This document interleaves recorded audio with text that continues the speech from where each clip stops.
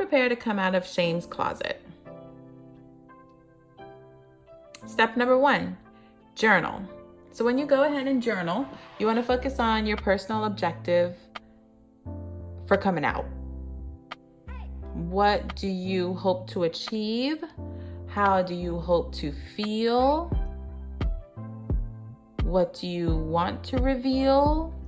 Things of that nature. It's also good to do a bit of scripting and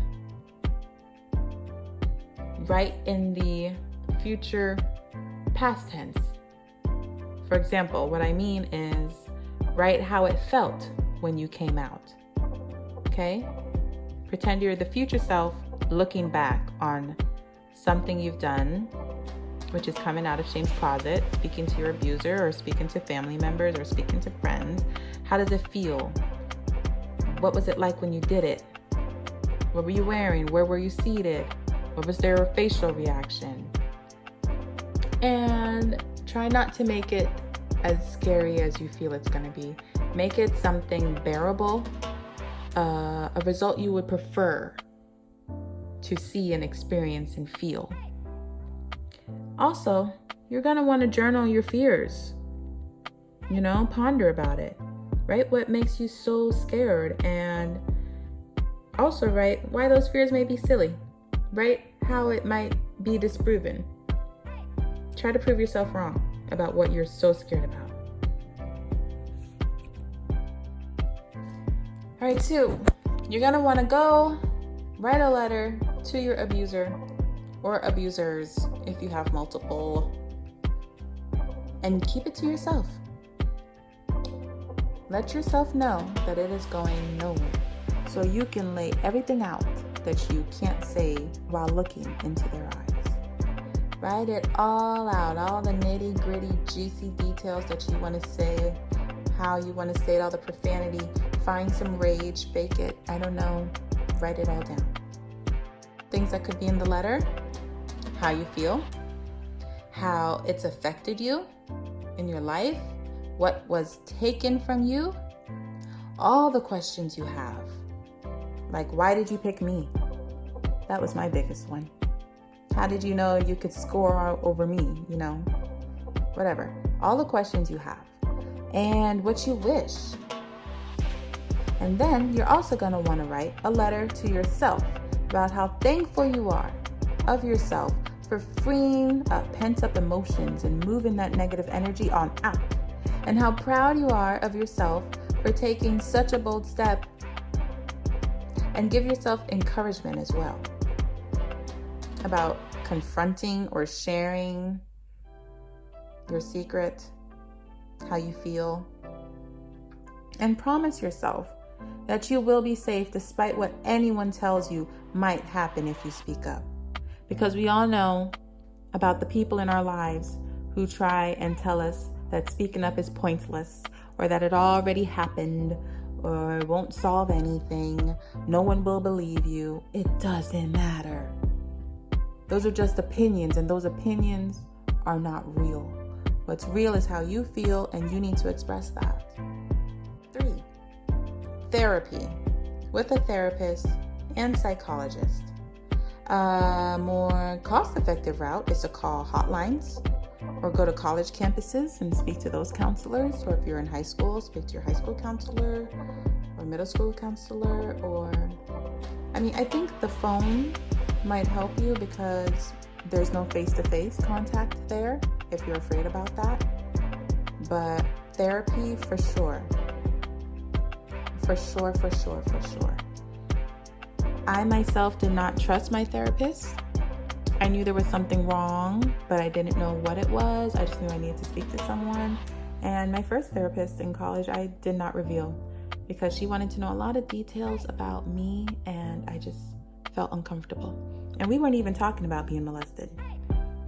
So I know it's hard and you might not find the right therapist at first, but just keep going. The right one is out there for you. And when you find her, I'm so happy right now, okay? You're gonna love it. So good luck with finding a good therapist and a good psychologist. I personally believe psychologists are a bit more educated on the subject, and they can do a better job. But I know it might be hard to find one, but if you can, get your hands on a psychologist. Never let them go. They're amazing. Step 4. If you're still inflicting self-harm via risky behaviors and toxic relationships, try your hardest to spend time doing something healthier and more beneficial to you. Anything you can find as a hobby that is healthy, just try and indulge in that as much as possible. And if you are inflicting self-harm, listen to some music artists who talk about that pain and going down that path, because I find sad music and listening to other people's sad music lets you know that you're not alone, and it can help bring you out of that hole. I also advise listening to Teal Swan. Her YouTube channel is amazing for potential suicide victims. She's amazing. Also, if you Google ways to commit suicide,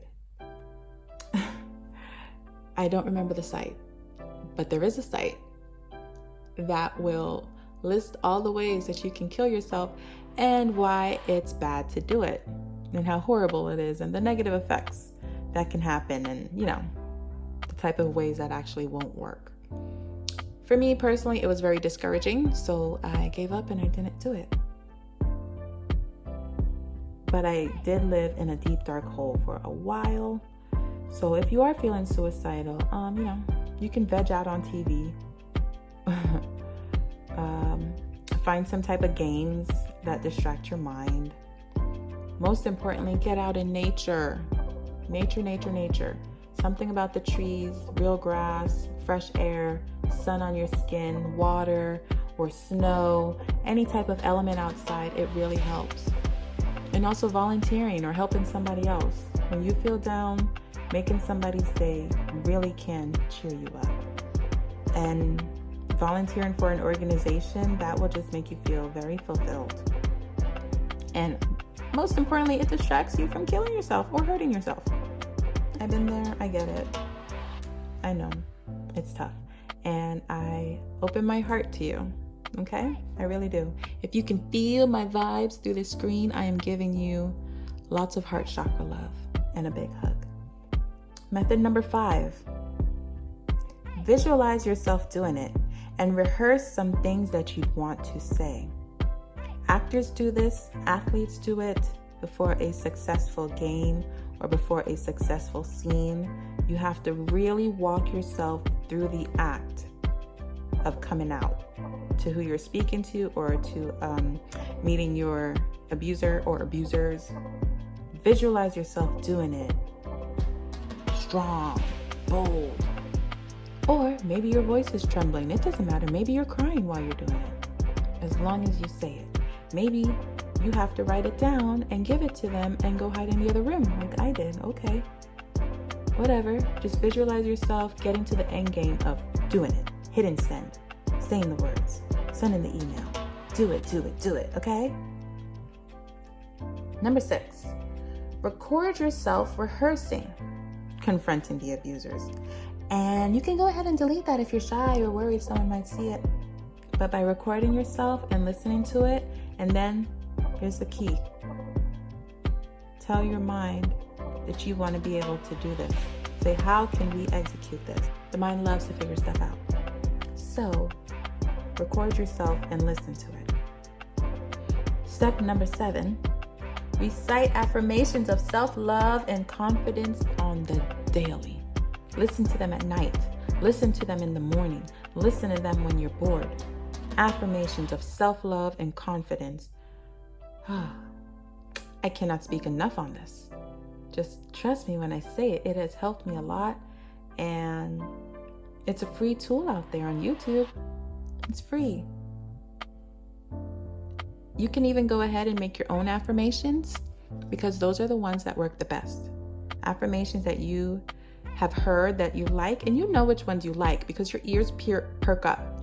You're gonna be, ooh, that spoke to me. Write that down. That's the one you need.